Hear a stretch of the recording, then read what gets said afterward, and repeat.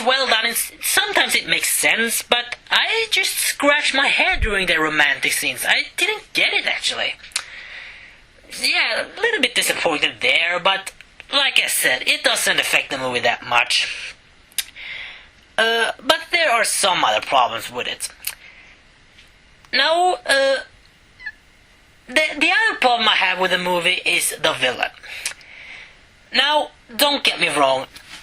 When I heard that Lizard was going to be the villain, I shit myself down, alright? Besides Venom, who's my favorite Spider-Man villain of all time, Lizard is number 2 on that spot.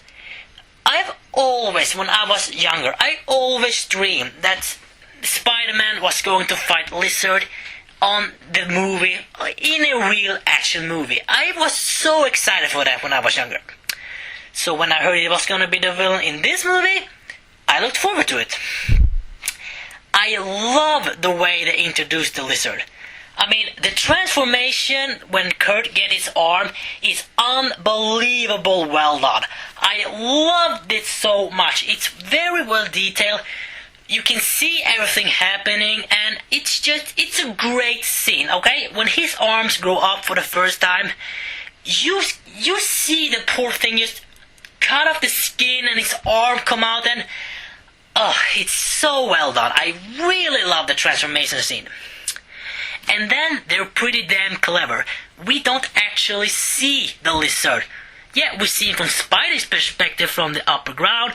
We see the tail, we see the arm, but we never actually see the face.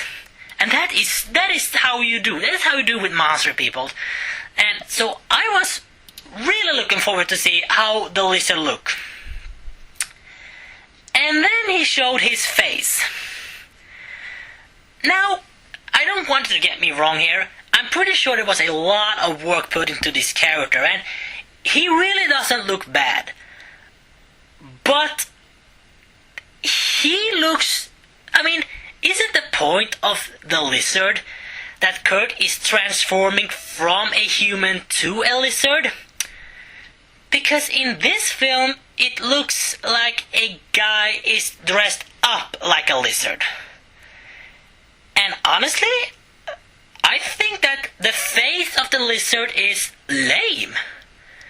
I mean, it looks good, but at the same time, it doesn't look half as bad as, say, the 90s cartoon. I mean, hell, in that show, he had fangs, he had a long tongue stretching out. Hell, even the Lizard in the Spectacular show looked way better. And that was only one episode, people, so... Yeah, it's not a bad design. I really like the design of the Lizard otherwise. But the face...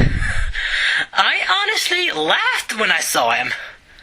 It didn't really leave much impression on me there, people. Now, the Lizard is well done and all that, but... the face was a disappointment. So... yeah... But like I said, it's not bad, it's just a bit disappointing, alright? I was hoping for something more reptile-like, alright? But yeah, enough about bitching about that. Lizard fans are gonna be mad at me, but that's just how I feel about it. I was hoping for something more reptile-like, but what we got was... it's decent at least, I'll give it that. Is there any other problems with the film? There's no Daily Bugle. What? Yes, I said it. There's no Daily Bugle in this film. There's no Jonah Jameson. How can you have a Spider-Man movie and don't have Jameson in it? I mean, come on, guys. It's like having a Ninja Turtles film without eating the pizza. Or Sonic the Hedgehog running the game without collecting rings. I mean, come on, guys. I was so looking forward to Joan in this movie. I was really hoping for him to scream at Parker and be like, "Oh, Parker, you take the pictures of that Spider-Man immediately, or I will get you fired." Nothing of that. There was nothing. Look, I know it's the beginning of... I know it's a reboot, but come on, guys. You could have given us at least a scene with Jameson. Oh well. It's not bad at all, but a little bit disappointing there. Now we come to the big problem of the movie. Okay, this is the last problem I have with it. Now we come to the big problem.